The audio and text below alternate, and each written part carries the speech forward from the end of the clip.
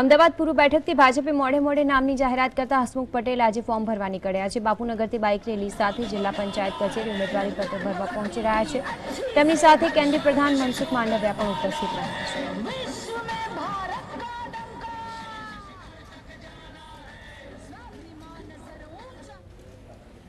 હસમુખભાઈ ભારતીય જનતા પાર્ટીના સિનિયર કાર્યકર્તા છે, ધારાસભ્ય છે।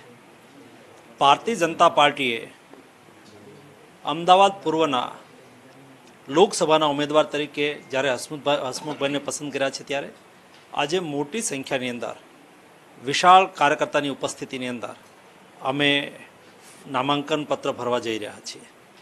સાહેબ, એ પૂછવા માંગુ છું ને, કોંગ્રેસ દ્વારા પાટીદાર ઉમેદવારને મેદાને ઉતારવામાં આવ્યા છે। વર્ષોથી આ બેઠક ઉપર બ્રાહ્મણને ટિકિટ ફાળવવામાં આવતી હતી, હવે પાટીદાર નેતાને મેદાને ઉતારવામાં આવ્યા છે ભાજપ તરફથી।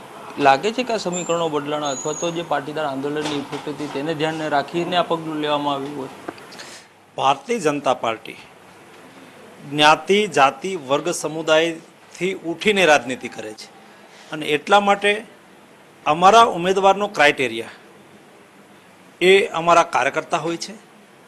અમારી એક પદ્ધતિ છે જેના માધ્યમથી અમે ઉમેદવાર પસંદ કરીએ છીએ। અમને વિશ્વાસ અમારા કાર્યકર્તાની મહેનત પર છે।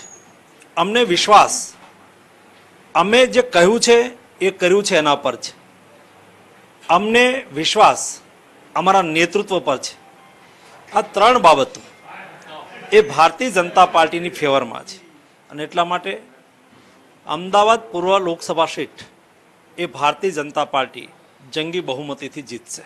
સાહેબ, આપને એક આખરી સવાલ, સી.કે. પટેલનું નામ અંતિમ ક્ષણ સુધી ચાલતું હતું, બાજુમાં જે વલ્લભભાઈ ઉભા છે એનું નામ પણ ચાલતું હતું, એક કડવા પાટીદાર આગેવાન છે, એક લેવા પાટીદાર નેતા છે, બંનેનું નામ ઉમેદવાર તરીકે જાહેર નથી થયું અને હસમુખભાઈને ચૂંટણી મેદાને ઉતારવામાં આવ્યા છે। કારણ આપ શું માનો છો?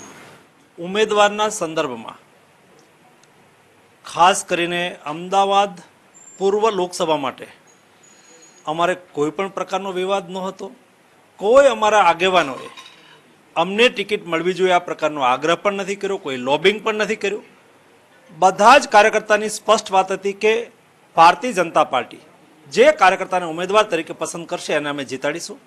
અત્યારે હસમુખભાઈને અમે ભારતીય જનતા પાર્ટીના લોકસભા સીટના ઉમેદવાર જાહેર કર્યા છે। સૌ કાર્યકર્તા અમારા ઉમેદવારને જીતાડવા માટે લાગી જશે। જે પ્રમાણે મંત્રીએ જણાવ્યું છે કે કાર્યકર્તા છે તે કરવા લાગી છે માનવામાં આવી રહી છે। કેમેરામેન વસંત સાથે કશ્યપ જોશી, GSTV અમદાવાદ।